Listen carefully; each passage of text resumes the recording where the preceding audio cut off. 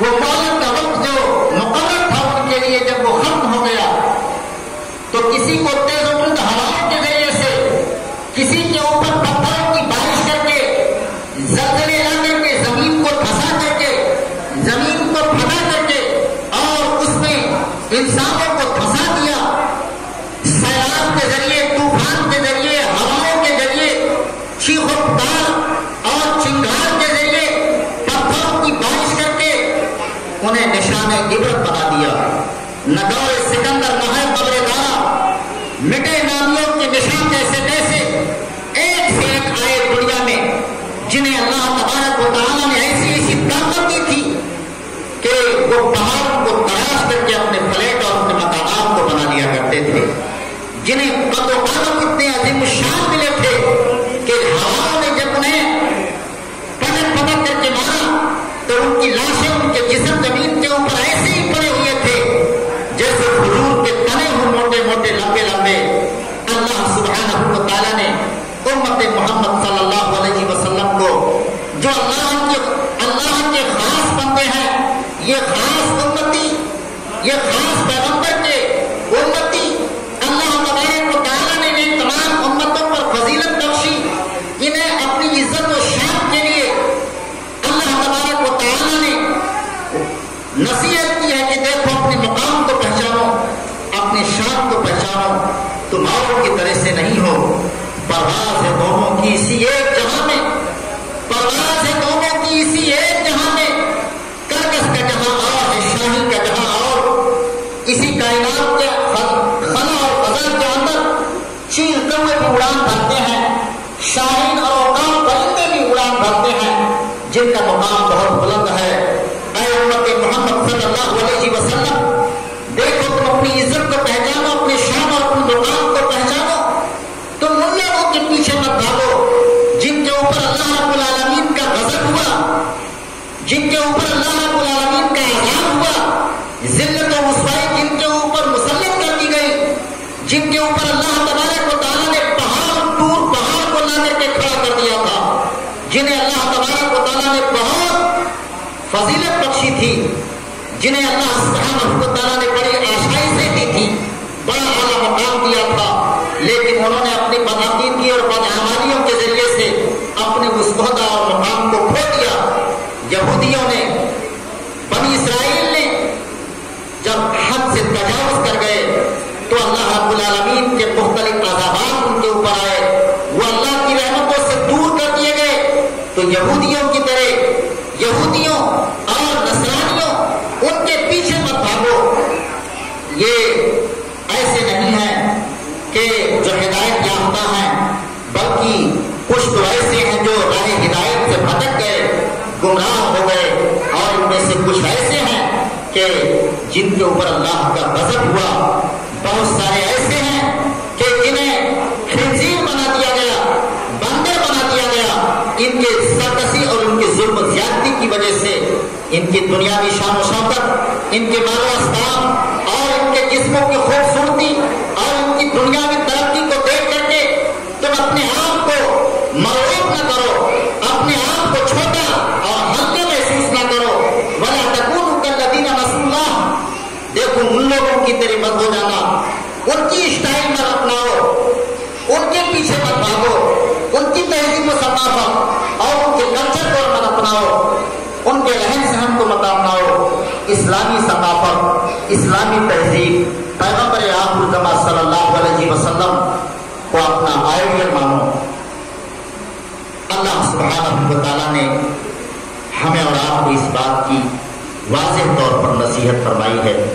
عزیزان ملت، یہ امت اپنے دور اول کے اندر ممتاز رہی۔ سیدنا حضرت عمر بن خطاب رضی اللہ تعالیٰ عنہ کے دور خلافت کے اندر اسی طریقے سے سیدنا عثمان غنی رضی اللہ تعالیٰ عنہ کے دور خلافت کے اندر اسلام جزیرت العرب سے باہر نکل چکا تھا، تقریباً 22 لاکھ مربع میل کے اوپر ان کی حکومت قائم ہو چکی تھی۔ ایسا کب ہوا تھا جب اللہ تبارک و تعالیٰ کے احکام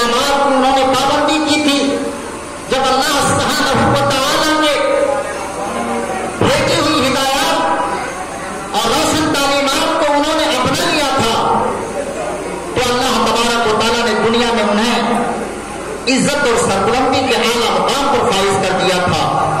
اپنی رضامندی ان کے لیے اللہ رب العالمین نے نازل فرما دی.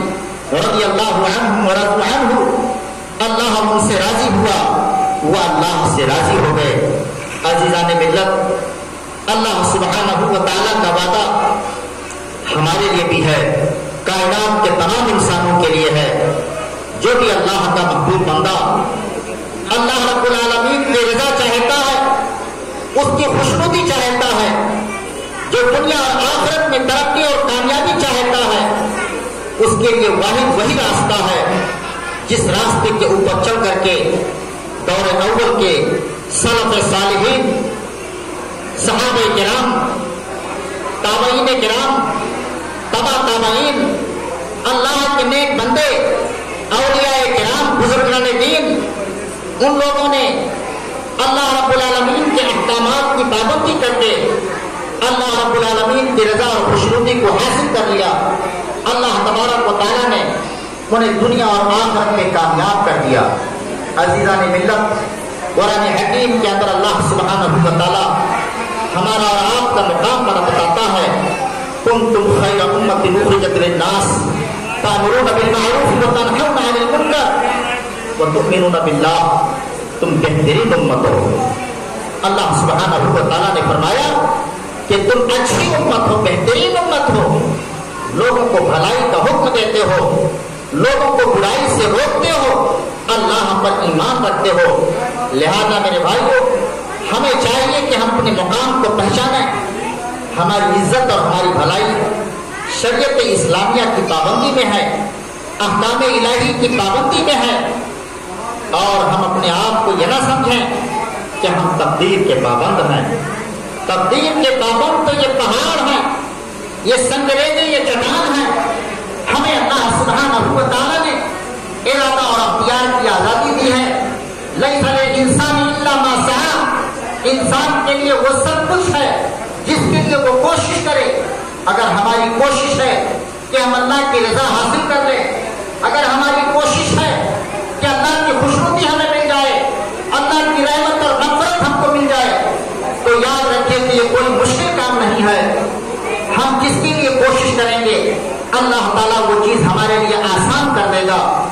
یاد رکھیے دینی اور ملی بھائیوں کہ اللہ سبحانہ و تعالیٰ نے کامیابی کے لیے ہمیں بہترین نسخہ عطا فرمایا ہے، اور وہ نسخہ کیمیا ہے لا الہ الا اللہ محمد رسول اللہ.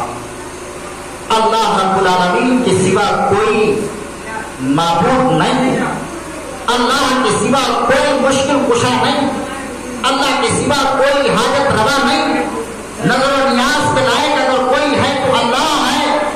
تمام قسم کے مراسم عبودیت اگر کسی کے لیے ہے تو وہ صرف اللہ کے لیے ہے، یعنی عبادت صرف اللہ کی جائے گی. اور طریقہ محمد رسول اللہ صلی اللہ علیہ وسلم کا ہوگا. ایسا نہیں کہ ہم یہ سوچیں کہ ہم اللہ رب العالمین کی عبادت چاہے کیسے کریں. عزیزان گرامی، آپ کو یہ بات اچھے طریقے سے معلوم ہوگا کہ نبی اکرم صلی اللہ علیہ وسلم مسجد کے اندر تشریف فرما اپنے صحابہ کے ساتھ. ایک ایسے صحابی آتے ہیں مسجد کے اندر جنہیں دین کا زیادہ علم نہیں تھا، جنہیں ابھی نماز کا طریقہ معلوم نہیں تھا. وہ آئے اور نماز ادا کرنا شروع کر دیا. نماز سے فارغ ہوئے اور آ کر کے سلام عرض کیا. اللہ کے رسول صلی اللہ علیہ وسلم نے فرمایا ارجع فصلی فإنک لم تصلی، لوٹ جاؤ پھر سے نماز پڑھو، تم نے نماز پڑھا ہی نہیں. صحابی رسول لوٹ جاتے ہیں اور پھر سے نماز پڑھتے ہیں، آتے ہیں سلام کرتے ہیں. ان کو دوبارہ یہی جواب ملتا ہے پلٹ جاؤ پھر سے نماز پڑھو، تم نے نماز پڑھی ہی نہیں. پھر وہ لوٹ جاتے ہیں، نماز ادا کرتے ہیں.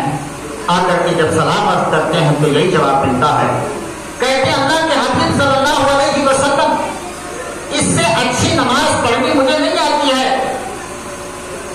انہوں نے رکوع اور سجود اطمینان کے ساتھ ساتھ نہیں کیا تھا، جلدی جلدی نماز کو ادا کیا تھا۔ اللہ کے رسول صلی اللہ علیہ وسلم نے انہیں نماز کا طریقہ سکھایا۔